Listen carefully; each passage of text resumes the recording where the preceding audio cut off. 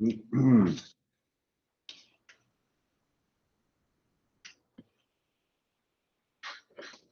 casa si vede?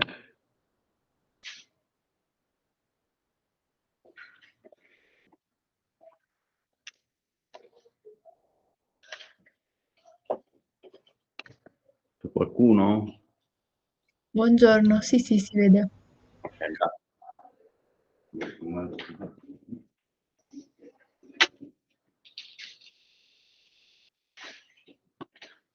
c'è una moria di persone. Allora, so last time we started to review some properties of a tool which is called density matrix. That it is a tool that allows to distinguish basically between pure states, so a sample of pure states in quantum mechanics, and from a sample in which those states are mixed, in the sense that some of them are in a certain well, eigenstate, and some of them are in another eigenstate. Okay, and the density matrix is the tool that allows us to make this difference. Okay, so what we said last time is that the rho is defined as a sum from 1 to n, if I have n possible states, of some probabilities w I, which are the probabilities of occupation of a certain state, times the projector of on alpha I of those states. A first property comes from the trace of rho, which must be equal to 1. And let's start to show this, for instance. So if I compute the trace of rho, that means that if I introduce A, which is a set of orthonormal and complete states, so this is a basis basically for the Hilbert space.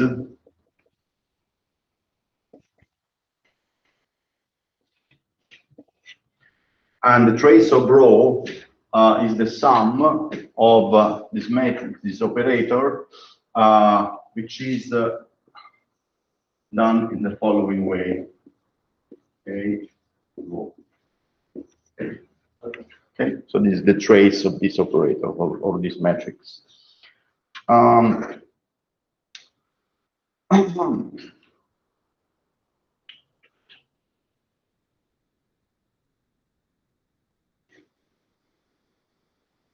Allora, cosa ho fatto?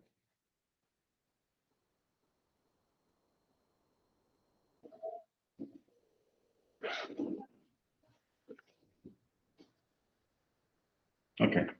Now let's use the fact that rho is defined above. So you have a sum over A and a sum over I of A.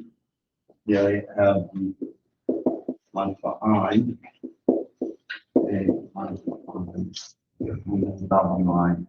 Okay, by using the definition of the density matrix that I have above, which is equal to the sum over I,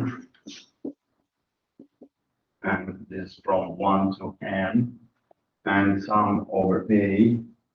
Now, I'm not indicating here the range of variation of A, because these are an orthonormal and complete set of states in the Hilbert space. So A goes from 1 to plus infinity, or from -1 to plus infinity. Okay, it's the fact, basically contains the fact the Hilbert space has infinite dimensions. Okay, so now you see that this is basically the sum over A of this quantity per modulus. Okay, but now this is equal to 1 by assuming that alpha I has a modulus 1 is a normalized state, because this is basically the square modulus of this vector, or the norm, the square of the norm of this vector. Okay. So this alpha I, 1. Okay, and there is a W missing here. Okay, and therefore I get it is equal to the sum from 1 to n of Wi, which is equal to 1 by construction, because Wi were probabilities. Okay, and so you see that the trace of rho is equal to 1. Trace of rho equal to 1. And this is valid in general, regardless on the fact that these are mixed, is a mixture of states, or it is a sample of pure states. What is different instead, and last time we did an example, is the trace of rho squared, which is still equal to 1 for pure states. Let me write it down. Trace of rho equal to 1 for pure states, whereas it is less than 1 for a mixture of states. So when we are in presence of a mixture of states, we can check it by doing the trace, by computing the trace of rho squared. Now, let's find also how an expectation value of an operator can be computed by using the density matrix. So this is basically the sum, this is very intuitive, from 1 to n, we said n, sorry, of Wi. And here I have the to bracket O between the states, where alpha I, O, and alpha I. Now let me introduce twice the completeness of the Hilbert space. So you have a sum from I1 to n, sum over A and A prime. And so here you have a Wi, alpha I, A, O, A prime, alpha I, where I have introduced twice the completeness of the Hilbert space. Ok, questo qui. Now let me see how to do it. Now, let me see. Insomma, l'ho messa fuori, forse, sì. So let me put the sum outside, A and prime. And I have the sum inside from 1 to n of Wi. Then let me take this element here, and yeah, that one, A prime alpha I, A prime,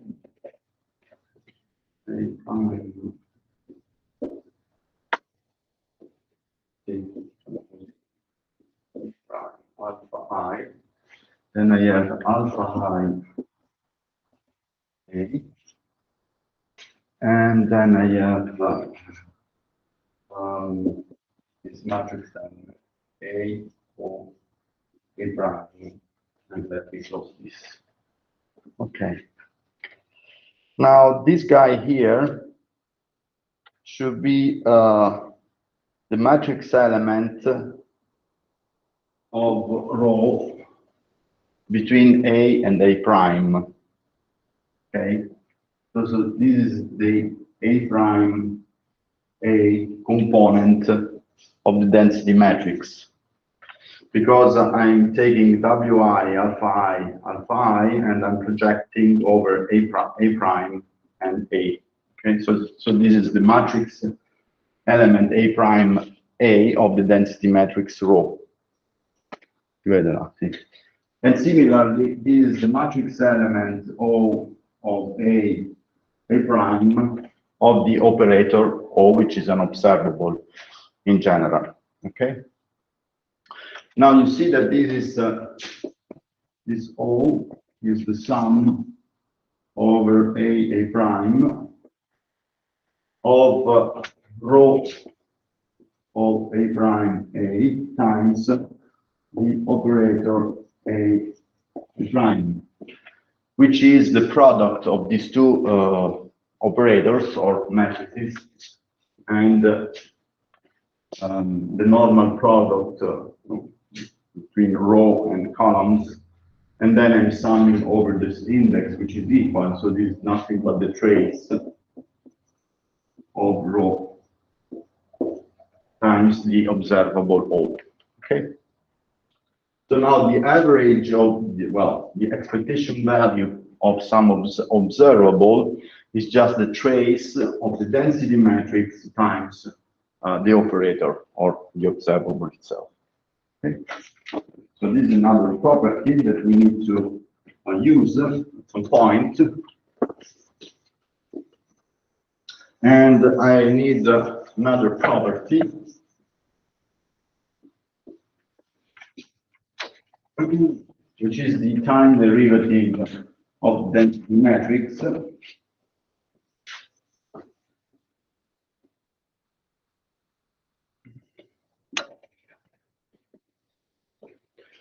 Provo a cambiare colore, che magari si vede meglio quell'altro. Mettiamo questo. Time evolution of rho in the density matrix. So let's start with this. Rho, okay, is the sum from I to n of wi alpha I, and then I know from the Schrödinger equation that I h bar alpha I dot, so the time derivative of the state, is the Hamiltonian times the state itself. Let me take now the complex conjugate of this quantity. So I have a minus I h bar. Here I have alpha I dot equal to alpha I h. Okay. And so now rho dot, the time derivative of rho, is the sum from 1 to n of wi.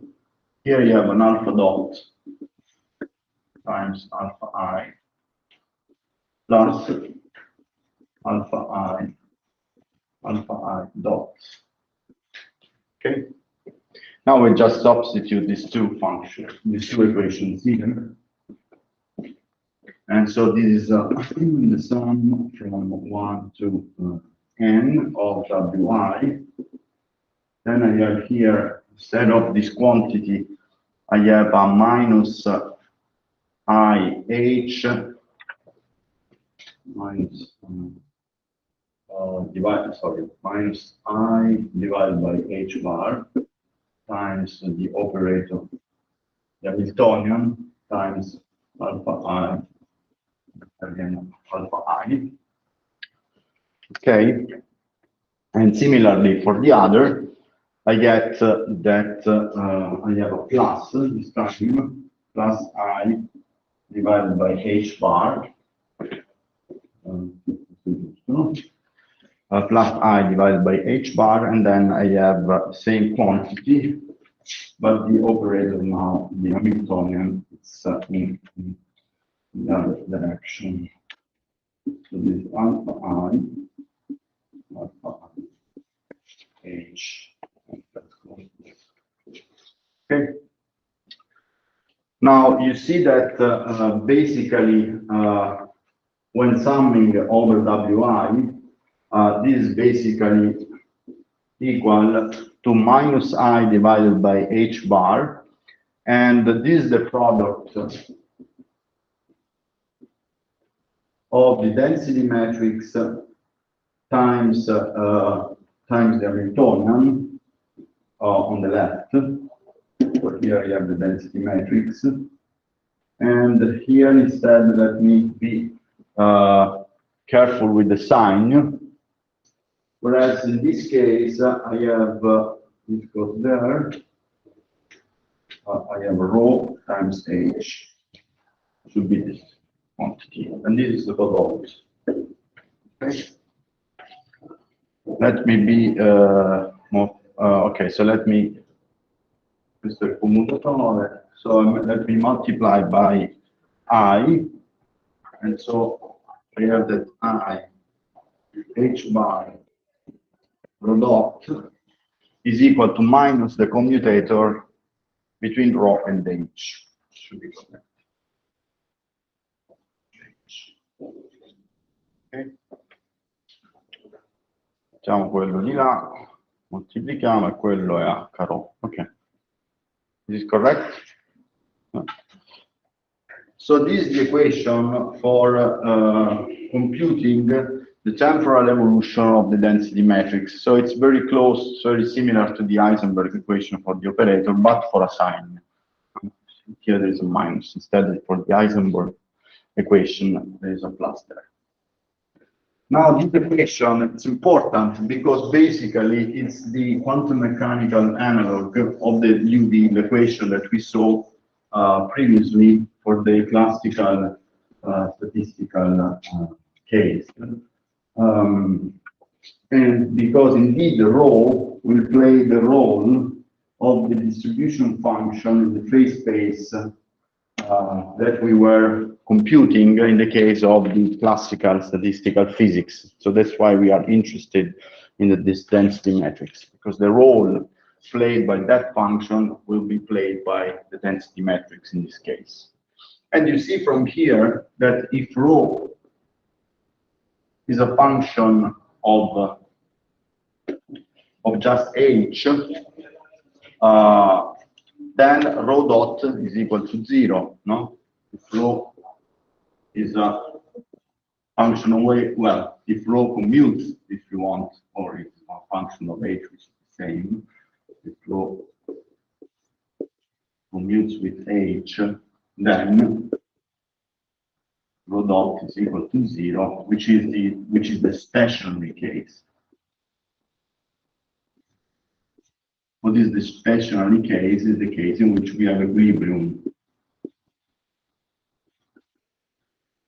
So similarly to the case of classical statistics, in which we were considering rho as being constant or being e to the minus beta the energy, here will be the same, but instead of working with the energy, we work with the Hamiltonian, so it's an operator. That's the difference.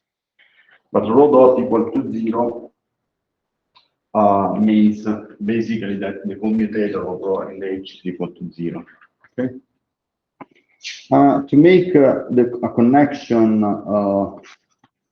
between the density matrix and statistics, we'll see this later, but another quantity that is very interesting to compute in this scheme is to define an entropy associated to our system, which can be computed as follows. Kb times sigma, where sigma is the following operator, well, the following quantity is the minus the trace of 2 rho log rho.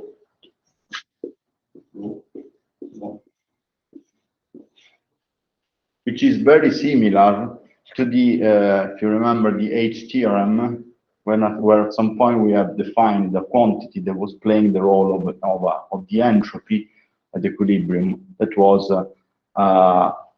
rho log rho, where rho was the distribution function in that case. Well, it was f, sorry, in that case it was f log f, okay, minus f log f sum. And so here it's similar. So one can define this entropy, which is associated with the density matrix. And for instance, if I take a density matrix as follows, 1 over n, and all those states are just 1, all those diagonal terms are 1, which corresponds to the fact that all the states have the same occupation probability, because it's 1n. And if you compute the entropy in this case, this entropy is just the trace, so rho times the trace, rho log rho, and I have to compute the trace with a minus there. So this is a minus sum from I1 to n of 1 over n times log of 1 over n.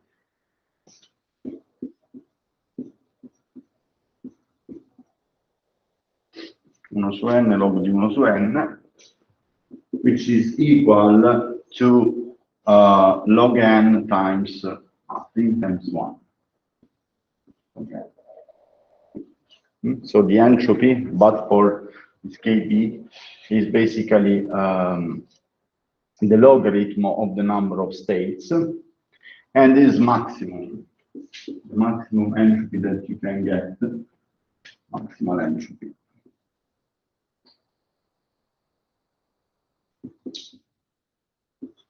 A density matrix like this one would correspond to a maximum value of the entropy, because basically all the states have the same probability to be occupied. Okay, in this case you get sigma equal to log of n, which was similar to the Boltzmann entropy, in which we had the entropy was the logarithm of the number of configurations. Okay, but here we are in quantum mechanics.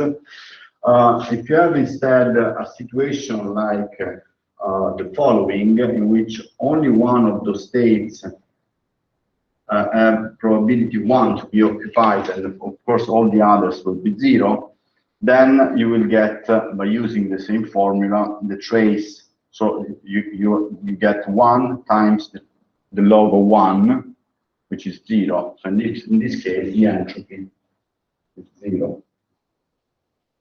Okay, minimum entropy.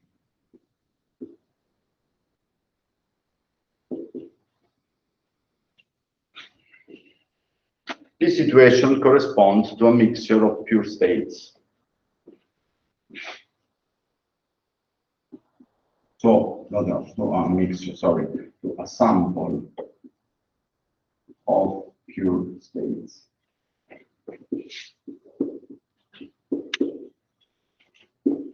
Because basically that means that I can find a basis in which only one of the states is occupied with probability 1, and all the others are not occupied. So this will correspond to a sample of pure states, which correspond in turn to the minimal value of the entropy, which is equal to 0. Whereas, and of course, this corresponds to the maximum information that I have. Now, if I have that one state is occupied and the others are empty, these are maximal information, whereas here is the minimal information that I have on my system.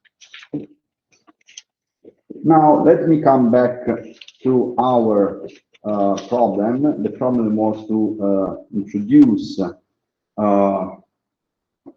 ensemble, the idea of ensemble in the context of quantum mechanics.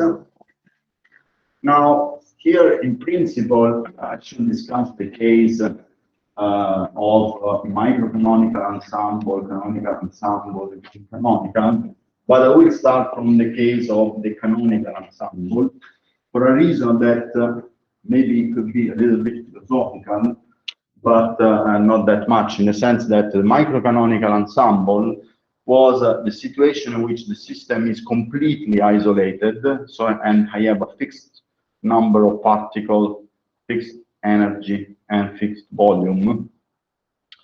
And quantum mechanically, a system which is completely isolated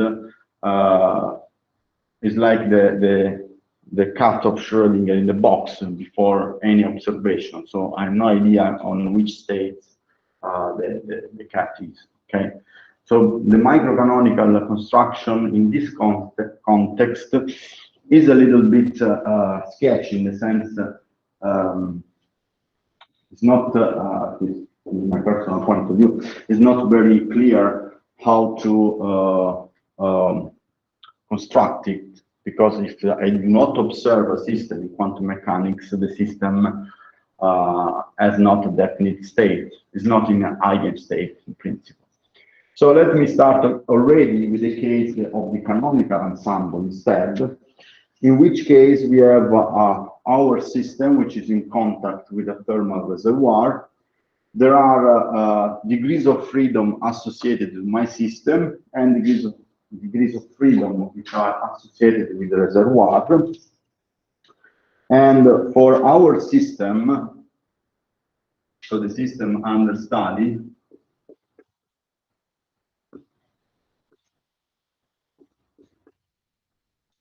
I have a Hilbert space which is H, the Hilbert space.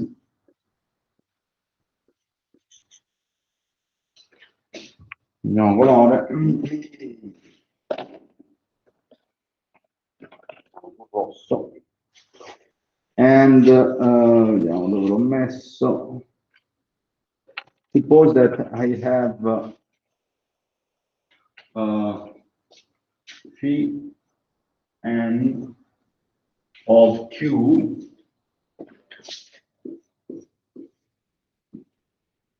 will be a set of eigenstates of the Hamiltonian set of eigenstates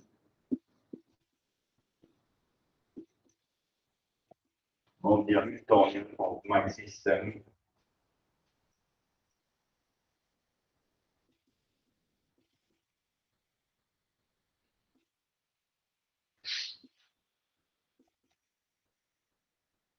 with the Q indicated actually the coordinates of all the particles. Okay, so the quantum mechanical description of the system is not done in terms of momenta and coordinates, but is done in terms of wave functions. And those wave functions are in general some are functions of the coordinates of all the particles. And I can use a set of eigenstates of the Hamiltonian as a basis for the Hilbert space. So I can project my wave function on this basis, okay? So this is what I need for my system, for the system under study. And let's write down a wave function C, which is a function of Q, capital Q and T, which is the total wave function.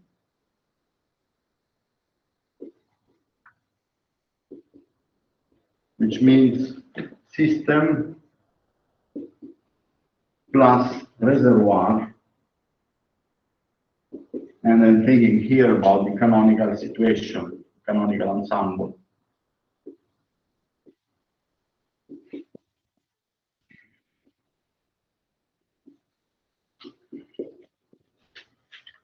Where Q refer to the coordinates of the particles of my system, whereas capital Q is the set of coordinates of the particles constituting the reservoir.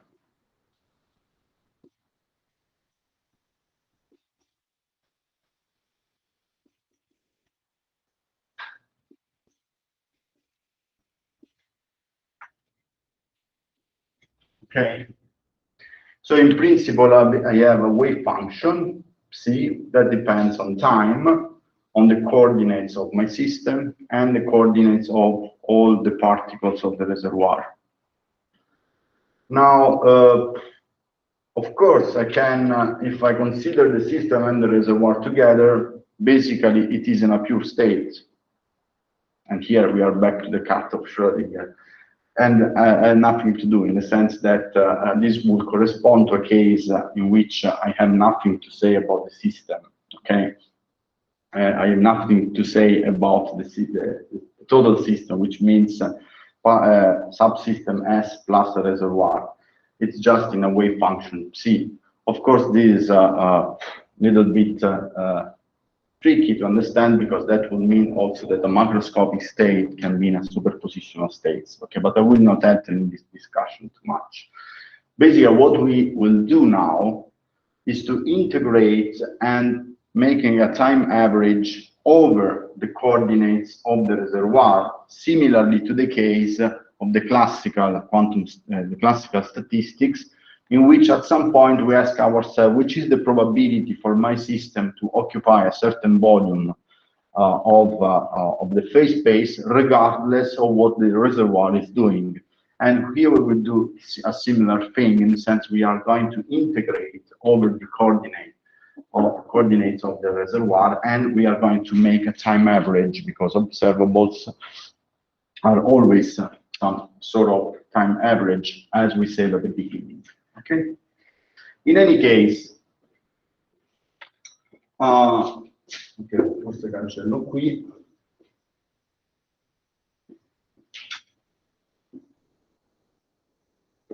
The basic assumption comes from here, and we follow with another assumption that the wave function C can be written in the following form. C will be a sum over n, where this index runs over the orthonormal and complete set of states of the Hilbert space of the system under study.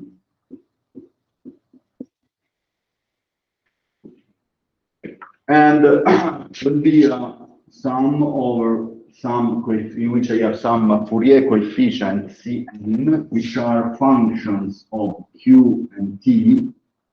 And here maybe it's one of the most important assumptions in this context, times the eigenstates of the Hamiltonian that I was introducing before, which were the following. Okay, here T. So somehow I'm factorizing here something that depends on the system coordinates, whereas here you have dependence of the reservoir coordinates, okay, because the capital Q refer to the reservoir. Okay, so this is our starting point. And in the starting point, we have somehow factorized dependence on the reservoir and the dependence on Q. Okay, of course, here I would, in the most general case, one would have to assume that this coefficient, in principle, could also depend on Q. That is something that.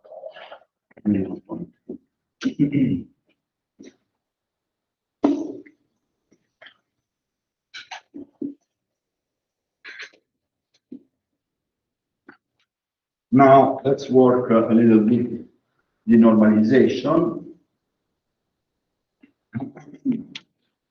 The normalization of the wave function. If I take the square modulus of C and integrate over dq and d capital Q, I should have 1. And this is all true always. Okay, for each for an arbitrary choice of time, I have this normalization condition. And let me write this normalization in a slightly different form. If I compute the square modulus of C, I take this expression here, and the square modulus of C must be written in terms of the sum n and m of Cm complex conjugate, and then I have Phi and Phi star, where now I'm not writing down the dependence on Q, capital Q, and time just for simplicity. Okay, but let's remember that those functions depend on that. And then, okay. So now let me construct this quantity here, integrate over Q of the square modulus of C, and let's make time average. So this bar here corresponds to a time average.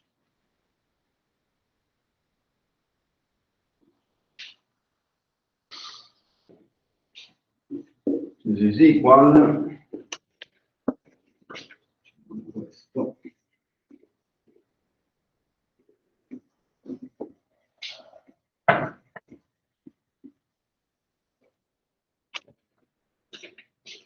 the integral over dq.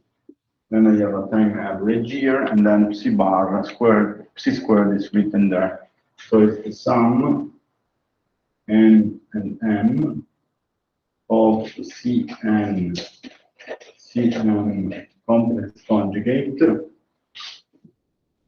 and then I have phi n.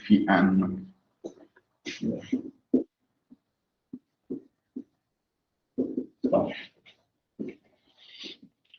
consider that these two quantities do not depend on Q and do not depend on time, because the time and the capital Q dependence is just in here, okay? This depends on capital Q and time, whereas this depends on Q, small q, okay?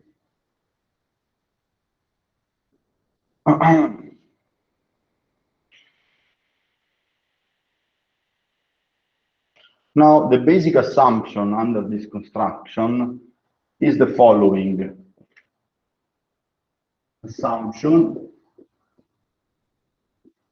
of random phase is called.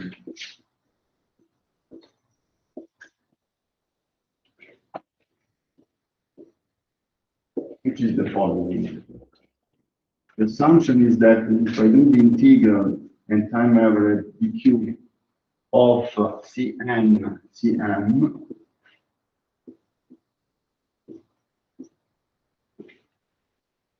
this is equal to a delta function times so delta n m times a certain number that I call rho n, which will be interpreted indeed as a density matrix, but we will see this in a moment.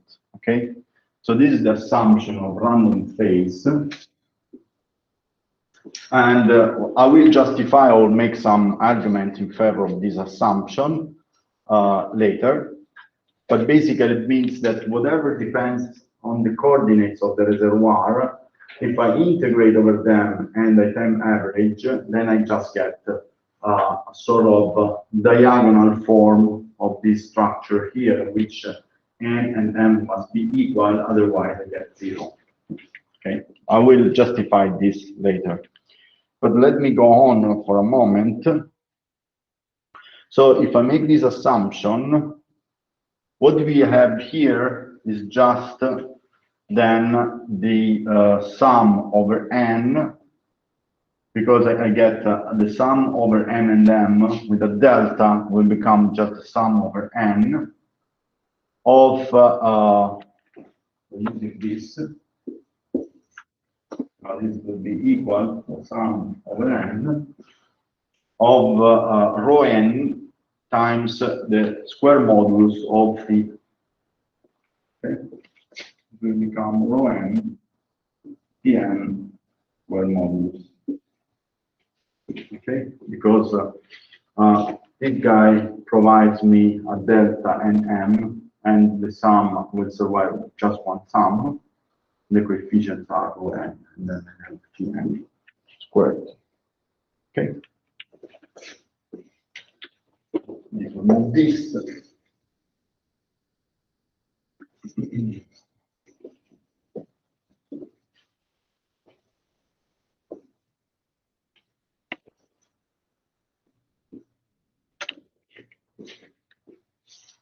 So this was the this quantity here. So maybe let me write it down again. So dq c bar squared and time average is equal, under the assumption of random phase, the sum over n of rho n Pn per modulus. Okay. Now, if I do the integral over d small q of this quantity, I get one property that is similar to the density matrix property for the normalization. Because if I integrate over q, here I have 1 is equal to dq dq of average is the initial normalization that was valid for each time and must be equal also if I do a time average, it does not change. And this is 1 because of the normalization of the total wave function. And this is the sum over n of rho n integral in dq of phi n square modulus, which is equal to 1 if I get, I'm considering a set of orthonormal states, phi n as usual. Okay. So this is 1, and it's just the sum of n of rho n. So this is 1, and basically that tells me that the trace of rho is equal to 1. So I'm seeing that this operator rho, or this matrix element, obey to a normalization condition, which is the same for the typical normalization condition of a density matrix. To make it more clear, the fact that it is indeed a density matrix, let's make the following construction.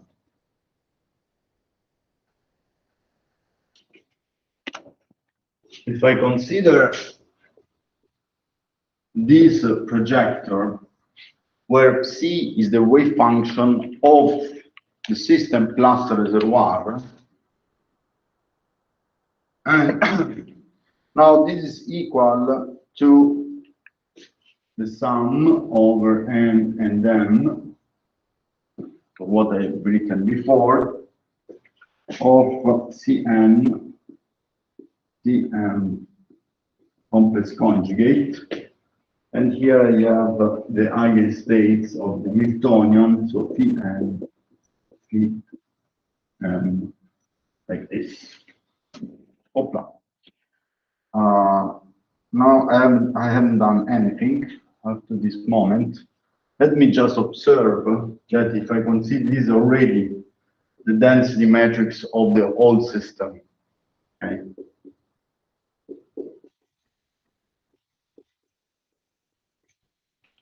Wow. System plus reservoir. And strictly speaking, system plus reservoir, if nothing is observing, is in a pure state, quantum mechanically. So that's the problem. Okay. But now, since I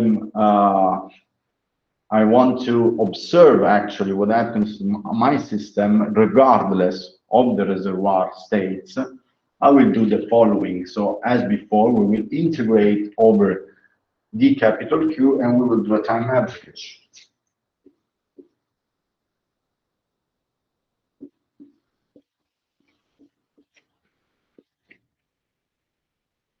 Okay. And now, so this is equal for what is written there to a sum over n and m of the Q, and we have C and C star n is also time average, and then P and P and expression. Now this, because of random phase approximation, this is just rho n, and this is equal to the sum over n of rho n times phi n phi n.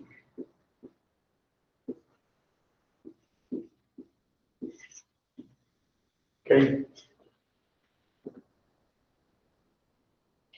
And so you see that this is basically a density matrix. Okay. So this rho n indeed is a density matrix, or better to say, is a diagonal terms of the density matrix.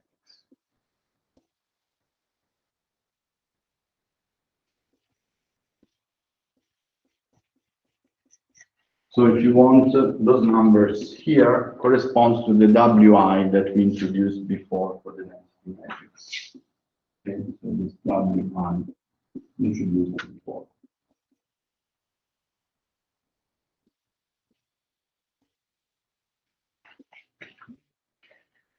So I have this structure here that is very similar to the structure rho equal to the sum over Wi of alpha I. Okay, so here we have the same structure. But to reach this structure, I have to do this integration over the coordinates of the reservoir in the time average. Okay. Because if I do not do that, if I'm not doing that, basically the system plus the reservoir is in a pure state, which is this one. Okay, so the density matrix will just be full density matrix will be just a matrix in which I just have one on the diagonal corresponding to these states, and that's it. Okay. Okay.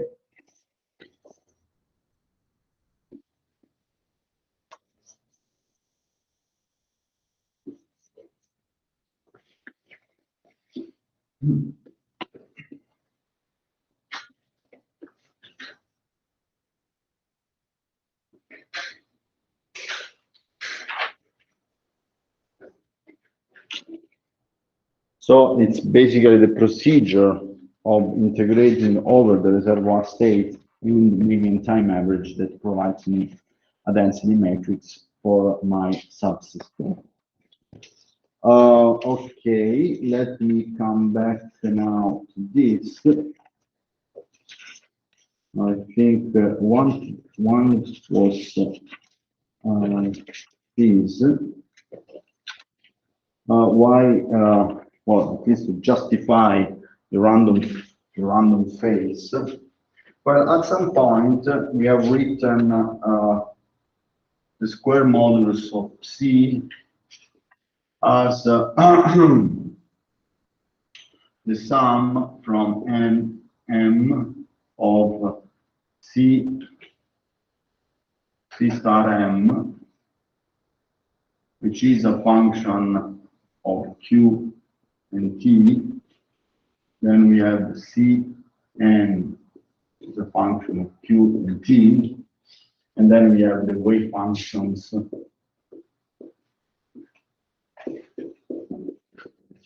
and this was the square modulus of this quantity. Now, if I write Cn and also Cm as a complex number in the following way, this will be something like Rn times e to Vn, and similarly, Cm equal to Rn into Vn in general. Okay, and by introducing this product here will be a product of Rn and Rm times the exponential of E, in which we have a difference between Vn minus Vn. Okay.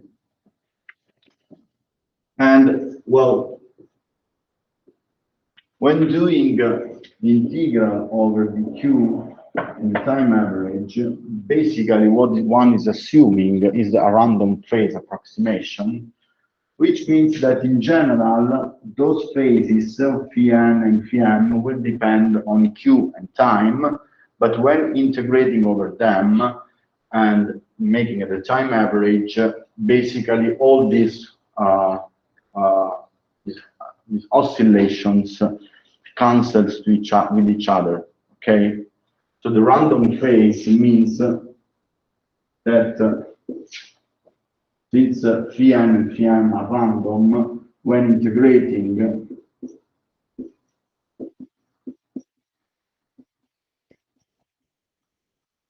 over q and making a time average, those oscillations cancel.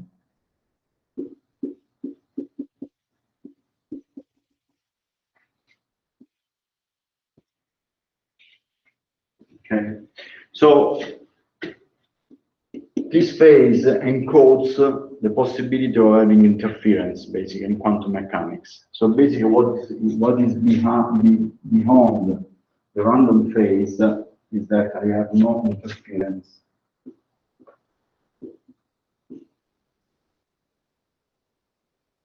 between states and M. Okay, so that my system is in a state N or in a state M, and there is no interference between those states. Okay. Or in other terms, I'm assuming that my system is always in a certain specific state and is not in a superposition, a complicated superposition of states, so there are no interference. Okay. Those issues are very delicate because they are connecting quantum mechanics and statistical mechanics, and also are connected with the issues which are still somehow open on the possibility of having macroscopic superpositions of states, okay, which is an issue that is still there somehow. Ok, questa è la random phase, density matrix le abbiamo fatte, questo l'abbiamo fatto, pure, ok.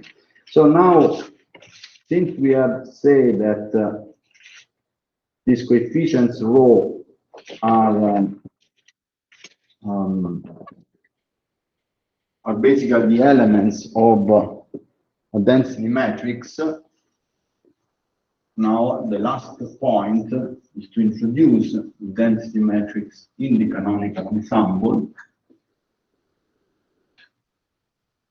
Maybe it's better to remind you that if I have a density matrix which in a certain base is diagonal, as we were assuming, that does not change the physics, in the sense that remember that the trace of rho is equal to 1, and the average of a certain observable is the trace of rho times O. Okay. Now, if the rho is diagonal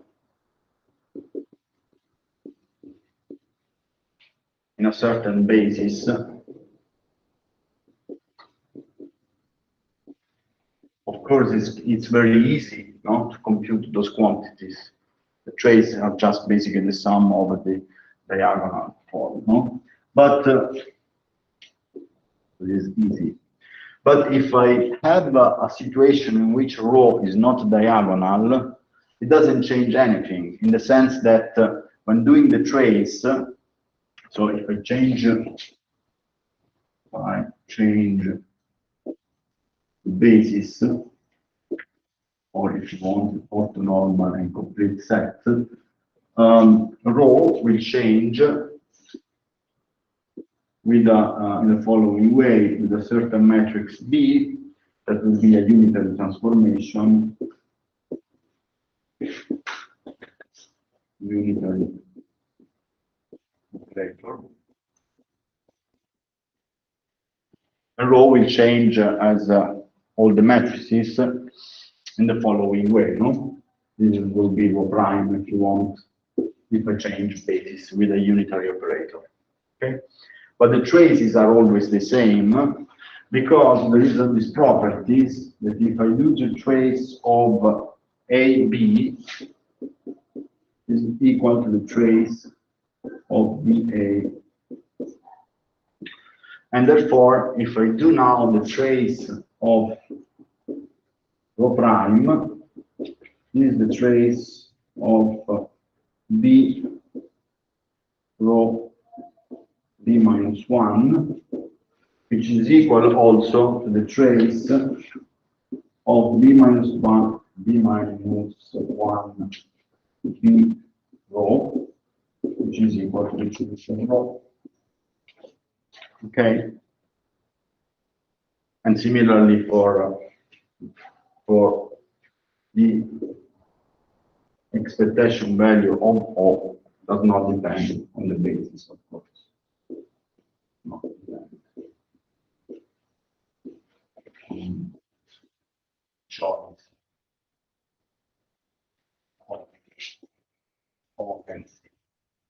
of the orthonormally complete set. Okay, because when doing the traces, which are the physical quantities, I get the same result regardless on the form, specific form of the density matrix. Could be diagonal or could be not diagonal. Okay. Now, of course, now one has to postulate which is the structure of the density matrix in our specific condition. And what we postulate, and this postulate, of course, will have to be, one has to check that provides the correct results when compared to physical situations. So what we postulate is that rho n in the canonical ensemble, non-uniform ensemble in quantum mechanics or in quantum statistics is the following function: is e to the minus beta h, the factor of e minus beta h, divided by a canonical partition function, which is basically just the trace, if you want, of that operator, or the sum over n of that operator. You can see if I go in a different way. Facendo un pochino con I polli, scusate, perché 3.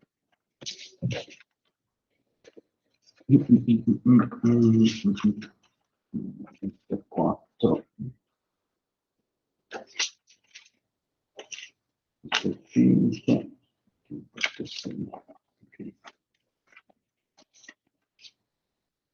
The dot C is just, if you want, is the sum of the in of e to the minus beta.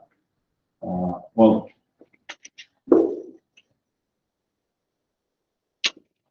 the trace e to the minus beta h, which is equal to the sum of n of e to the minus beta n, where n are the eigenvalues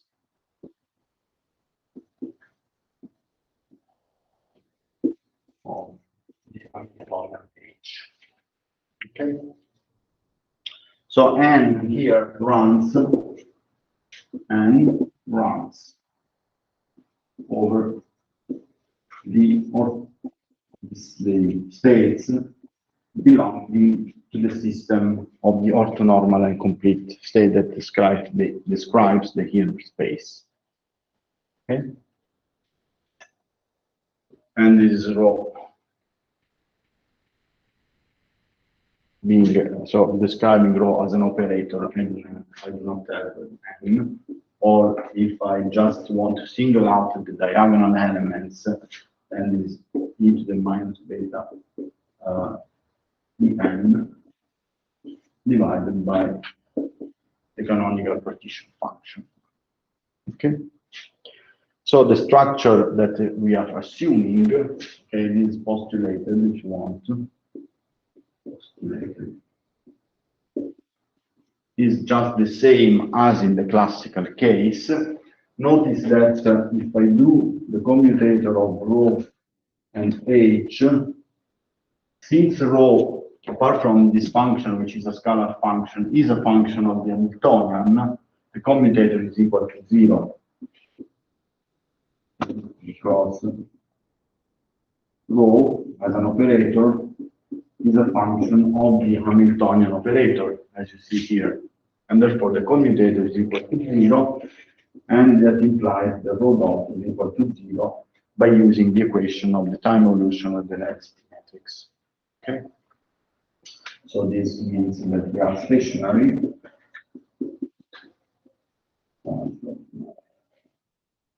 Which means thermodynamical equilibrium.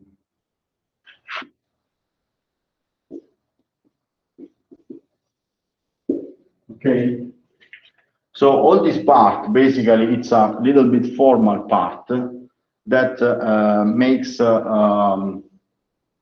somehow that basically is the construction of the statistical ensemble within quantum mechanics by considering the fact that there are some subtleties related to the fact that I do not have a phase space here, but I have an Hilbert space, and I have a complicated situation, which is a reservoir plus a system, which in principle could contain some interference, but basically I'm assuming that there are no interference by adopting this random phase approximation. Okay. Apart from that, the formalism is very similar. Instead of having a density in the phase space, I have a density matrix in this case that describes the canonical ensemble, and for the analytical expression of rho is basically the same as in the classical case, but for the fact that here I have an operator which is the Hamiltonian of the system, whereas in the other case, this was a function that was the total energy of the system. But apart from that, it's the same. Instead now of integrating in the phase space, compute the canonical partition function, I have to sum over all the states of a set of complete states in the Hilbert space. Okay? But for the rest, everything is equal. And we will see later, after the break, that this construction allows us to explain something that was a little bit obscure in the case of the classical calculation. So basically, what we are going to compute now, after the break, is a density matrix associated with the canonical partition function of one particle in contact with the reservoir. What we are going to explain is the magic of the famous 1 over n factorial that was present in the Boltzmann counting prescription, and also the fact that at some point we had to introduce, for dimensional reasons, we had to introduce the Planck constant when in classical physics. And what we will see here that the Planck constant to the power of 3m comes automatically from a density matrix calculation. Okay, and now let's stop for a few minutes.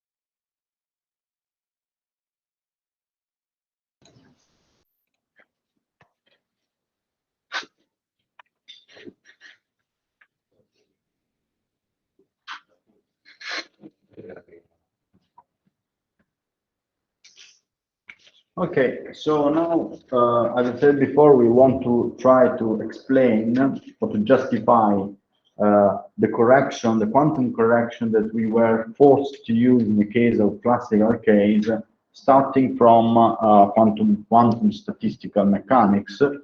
And for doing that, we will consider this situation. We have a box of a certain with a certain volume V and a temperature T, which is fixed, as in the canonical ensemble. Here we have many particles, and we will consider just one particle and compute the canonical partition function of one particle immersed in a reservoir of constituted by other particles with a certain temperature T, and in particular also the density matrix rho associated with this particle, okay, within the canonical ensemble description. Okay. Okay, so now we have to work with quantum mechanics, and therefore we know that there is a quantization of the momenta. Well, suppose first of all the Hamiltonian is just p squared divided by 2m, and I have a quantization of the momenta of the particles, which is done by the usual relation that the wave number k is equal to 2 pi divided by L, and then I have a vector n. Okay, so it's 2 pi divided by L. Here I have an x and y and z, where L is the size of this cubic box. Okay. So at some point, when summing over the values of k, we will actually go through an integral. And okay, we remind you, but this is something that you have done many times, probably. So what we want to compute is to compute rho, which is equal to e to the minus beta h divided by the canonical partition function associated with one particle, T1. Okay. Now, first of all, we have to compute a matrix element of rho, and let's compute this as follows. Suppose that I want to decompose, well, to compute the matrix element of rho in the basis of the coordinates, so in the configuration space, and therefore we will have to compute this matrix element. X prime X. Okay. Now let me introduce completeness here, and for completeness we use the states, well, the momenta, or if you want the wave numbers, which are the same, and therefore we can write this matrix element as follows. So sum over k prime of, I introduced twice the completeness, so I have an x here, a e to the minus beta h, a prime, and x prime. Okay. Now remember that the wave function in the well, the wave plane waves are provided by this scalar product x k provides exactly the plane waves, which is 1 over square root of the volume for the normalization, and here I have a exponential of k scalar x. Okay. So by introducing the plane waves here, this function becomes the sum from k of k prime, and here I have kx, which is this guy here. So I have 1 over volume. Then I have the exponential of e of I k x. From this side, I get just the opposite, which is the exponential of minus I k prime scalar x prime. Then I have the Hamiltonian, well, this exponential working on K prime or K, which is the same, that provides the eigenstates K prime with a delta, okay? So this must be e to the minus beta h bar a squared divided by 2m, which is the energy, and then I have a delta of K prime. Because in this basis, the Hamiltonian is diagonal, okay?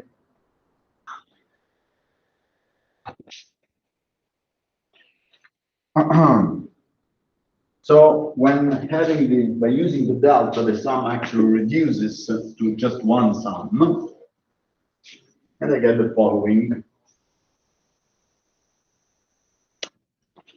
I have that x e to the minus beta h x prime is equal to 1 over volume, still there. Then I have a sum over k of exponential e to the minus beta h squared k squared divided by 2m. Then I have k and k prime actually are equal, so I have the exponential of k scalar x minus x prime, and that's it, I think. Let me check 1 over volume, it's there, quello lì sta lì, and x minus x prime. Okay, now if b is large, we can go to the continuum,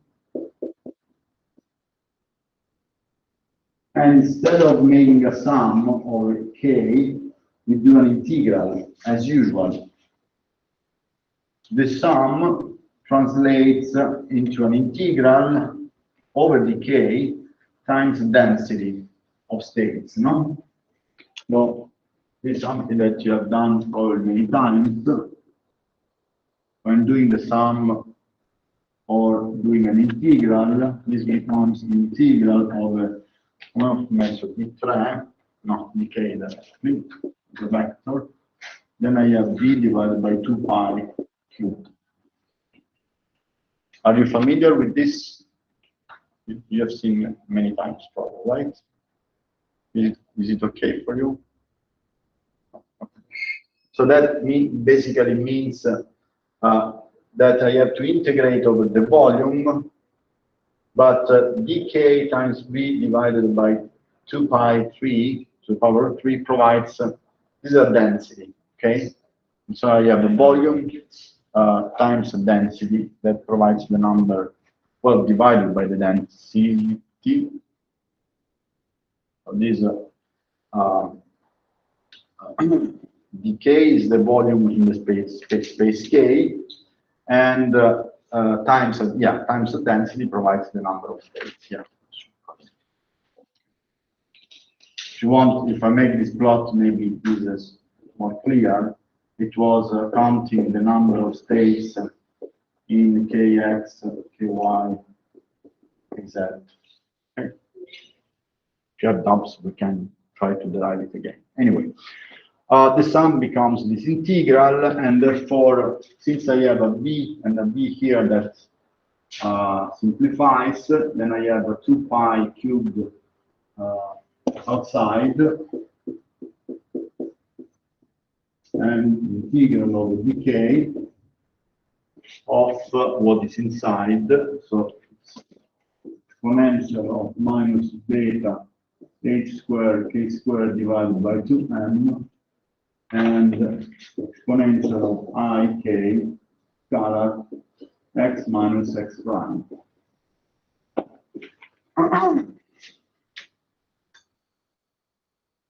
Okay, now I can compute this integral in the following way. Let me start from this. Let's make let's see how to integrate this quantity. So let's consider the integral of a decay e to the minus k squared plus ik certain quantity a. let's see how to do this integral. This integral must be reduced to a Gaussian integral as follows. So I have to first of all introduce an additional factor in order to make a quadratic form. So this is an integral of the decay of the exponential of minus, here I have a k minus, let me make it easy, and then I should add an additional plus a squared divided by 4, and here it is. Let's check if this is correct. So I have a k squared, which is here. Then I have a minus minus to the 2 and provides this guy here. Then I have a square of this, which is 8 squared divided by 4 with a minus, and I simplify that. That should be correct. This is now equal to a to the exponential of minus a squared divided by 4 times the k, and the exponential of minus k minus I a divided by 2 squared. Okay. Let me introduce a quantity y, which is k minus I alpha.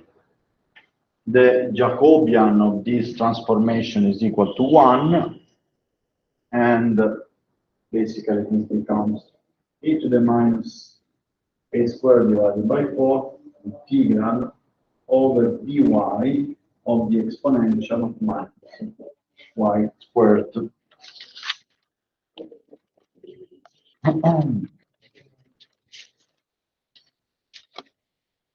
Okay. Y squared, y is the modulus if you want, or y squared, similar for k.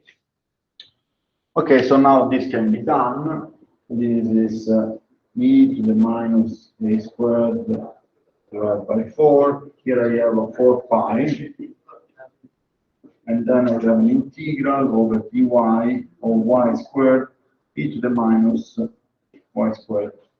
Now this can be done by parts. It's you take this as y times y e to the minus y squared, and you can compute the primitive of this and write the other one.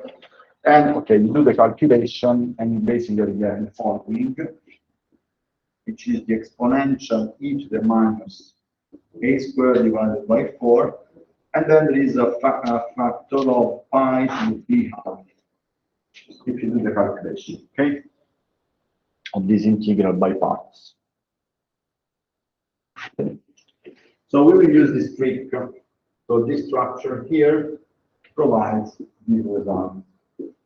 Okay. And now I have to remove this.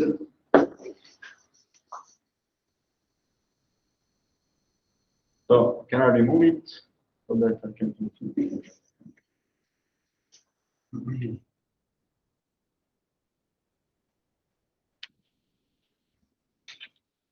Now here the role played by A is provided by this x minus x prime, but I have another little change to make. So the fact that k here is not k squared, but is multiplied by a factor which is beta h squared divided by 2n. Okay. So lo lascio così. Let me introduce k prime in the following way. K prime being k times the square root of beta h squared divided by 2n. Beta h squared divided by 2n. Beta, okay. When doing this substitution, I get the following. So I have 1 over 2 pi cubed. Then, okay, let me write this in the following way. Facciamolo così.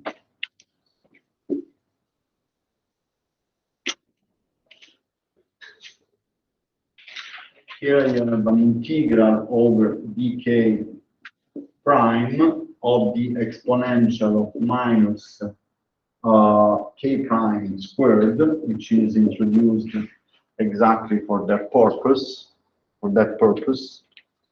And then I have an exponential of I x minus x prime times k. What is k? Is k prime times that factor, no? So the scalar k prime, and then I have a 2m beta h squared square root. Okay, I have to still adjust this. Just one moment. Let me check if this is correct. And here I have a Jacobian, which is just this factor here to the power of 3, because I have 3 components, and then when computing the determinant, I have this factor to the power of 3, of course. Since I have decay here, decay prime, and I have decay, so decay is 2m divided by beta h squared to the power of 3/2, which is the Jacobian of this transformation. Ok, let me check. 2m, sì, questo al cubo, d prime. Ok, that should be correct.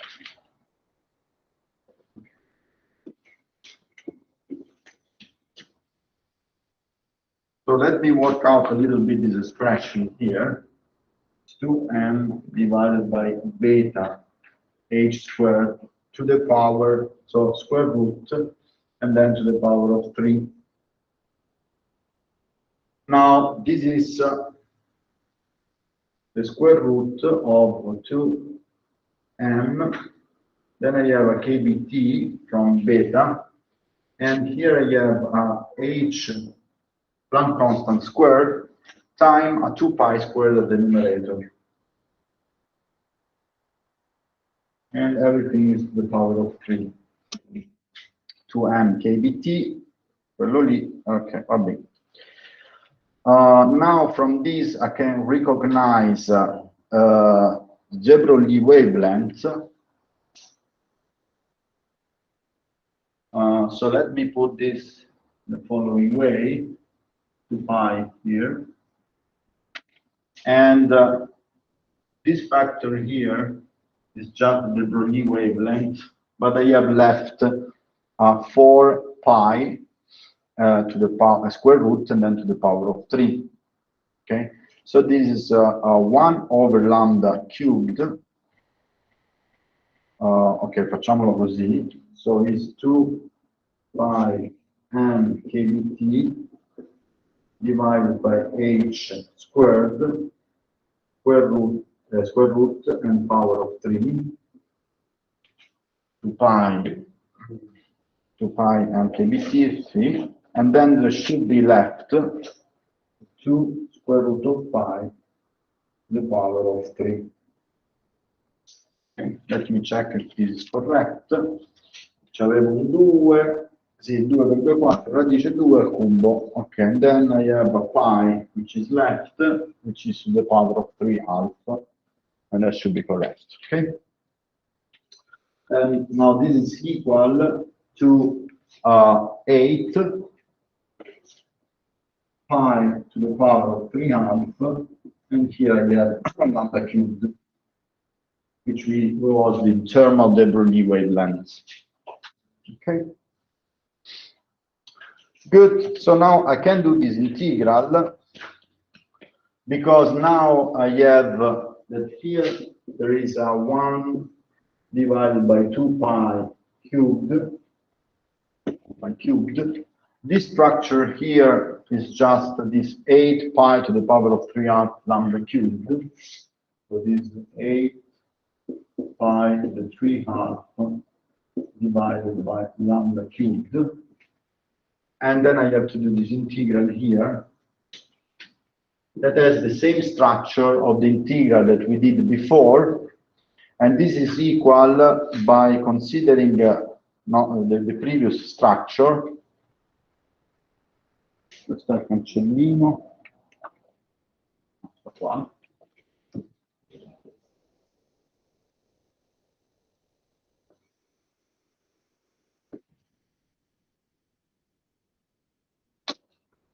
So this integral can be done with the previous formula by just replacing a with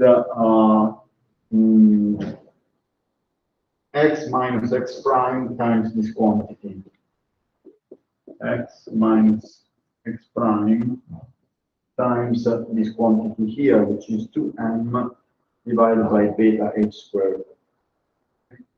Square root of 2m divided by beta h squared, which is equal to x minus x prime times the 2m divided by beta is just this quantity to the power, so without the power of 3. So this should be 2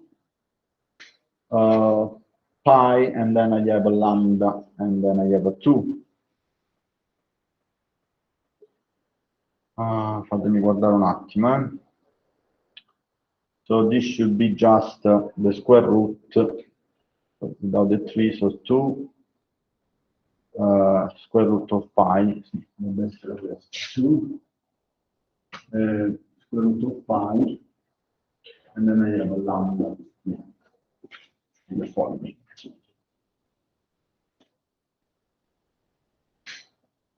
Okay, so by using the previous formula, now A is this quantity, then here I get exponential of, here there was A to the power of 2 divided by 4, and so here we will have that. And there was an additional pi to the power of 3/2. So that is, by using the previous formula, there was a pi to the power of 3/2, and then there was the exponential of minus a squared divided by 4, which is minus a squared, which is the modulus, the square modulus of this quantity, x minus x prime square modulus. Then I have to do a lambda squared here. Then I have a 2 square root of pi squared, and then I have an additional 1/4 by using the previous expression. Quelle sono? 48, che sono ancora un po' di tempo.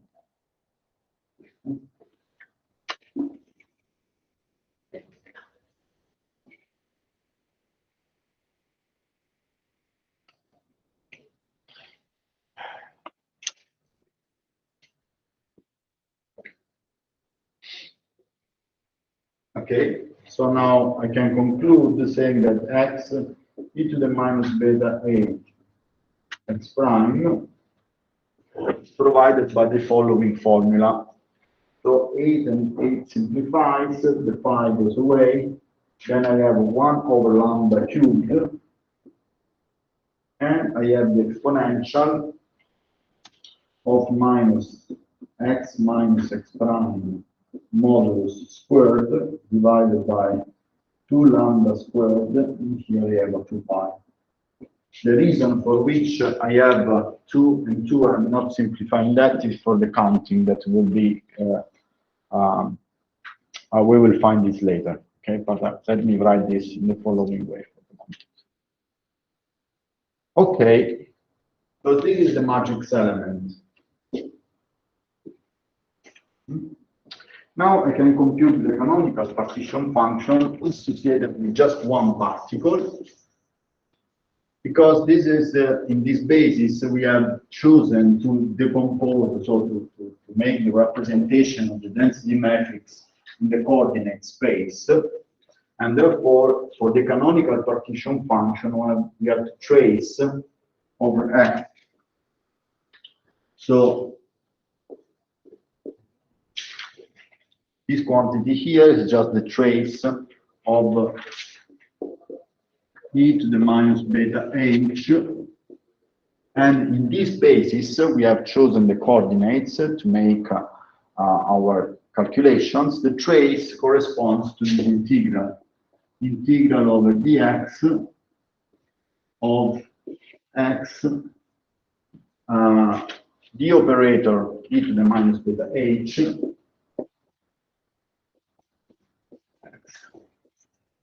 okay.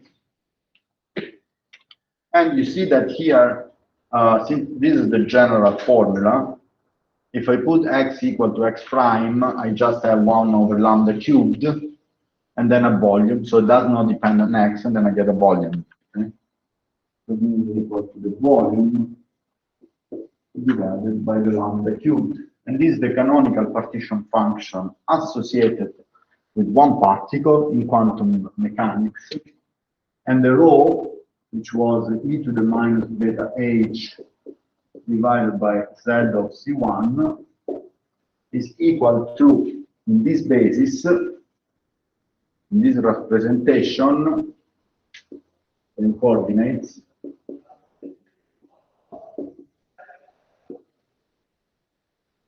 rho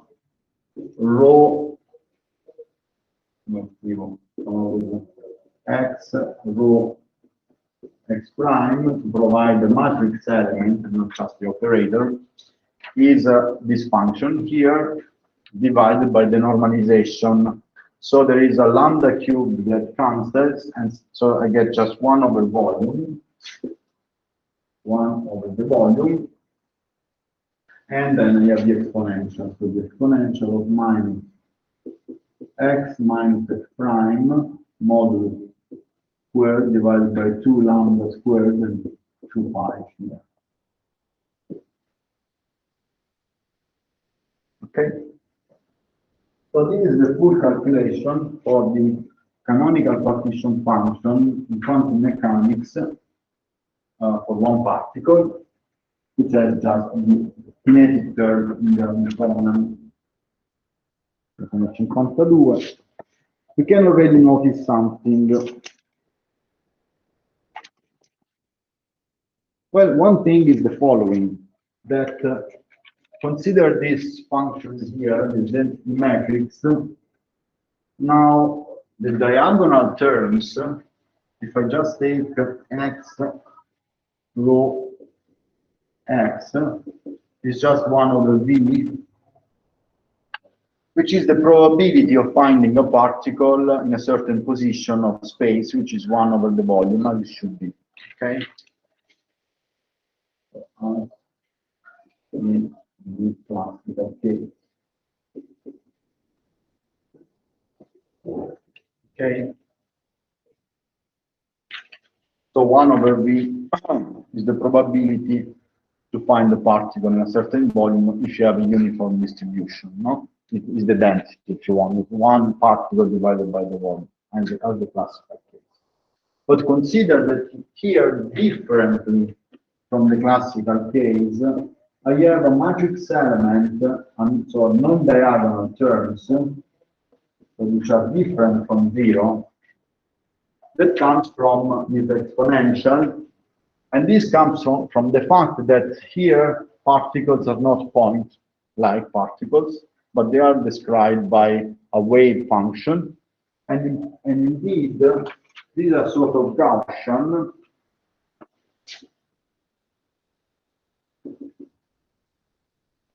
where the sigma of the Gaussian is proportional to the de Broglie wavelength. So that means that there are correlations in space from position x and x prime up to a scale of the order of the thermal de Broglie wavelength, something that of course is quantum mechanical and is not classical, and it corresponds to the fact that basically the wave function, even though it's localized, no, there will be a certain probability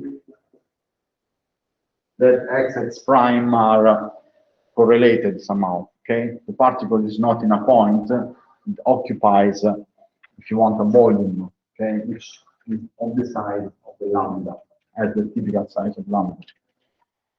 So there are non-diagonal terms. And so therefore, if you want to give a sort of probability of finding the particle, in X and X prime, where X and X prime are different. Okay, there's something which is not classical, so it's not very intuitive because it's not classical.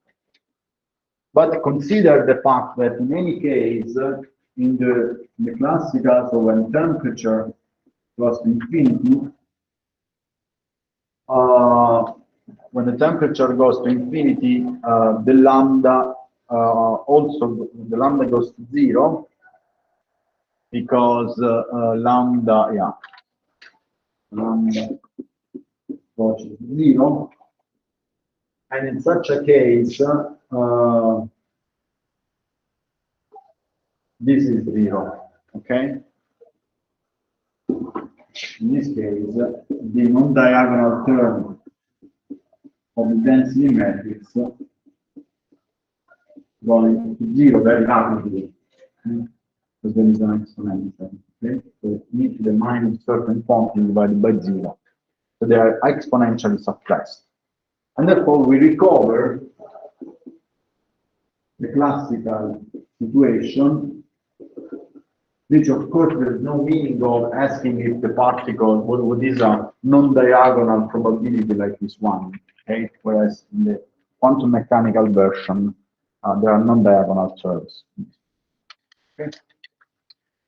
So this is one observation one can do, and so that we recover the classical result, 1 over v as the probability to find a particle must be proportional to 1 over v.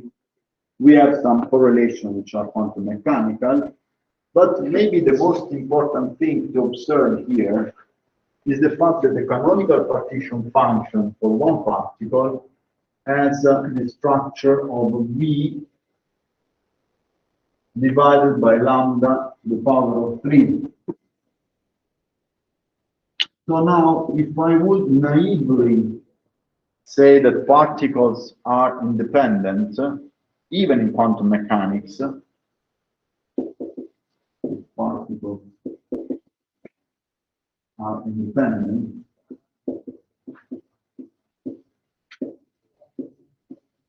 as I will do in the classical case, I would say, okay, the canonical partition function associated with n particles is just the n times this partition function. So it will be v to the power of n divided by lambda to the power of 3n, which is not correct because we have, of course, to impose the symmetry of the wave function with respect to the exchange of particles.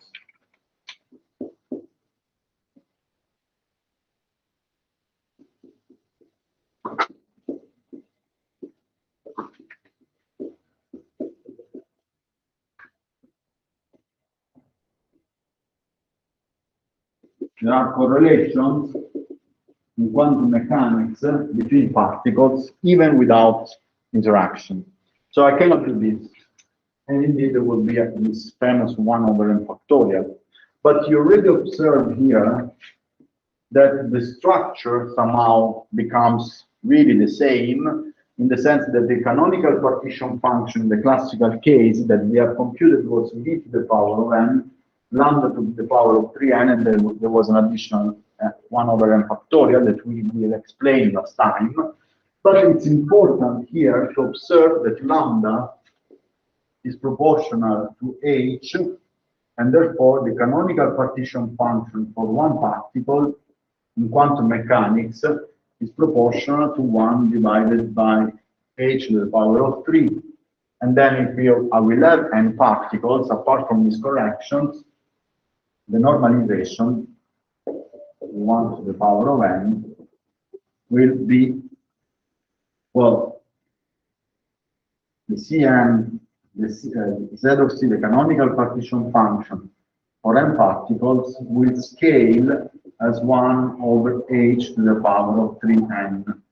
Okay. Then there are other terms that we will try to consider next time, but at least we see that this normalization factor that in classical mechanics was introduced just for dimensional reason, because we have to integrate in dq/dp, and we have to compensate in order to have a pure number with a normalization that was an action. Here comes directly from the computation of the density matrix. Okay, so I have the correct normalization.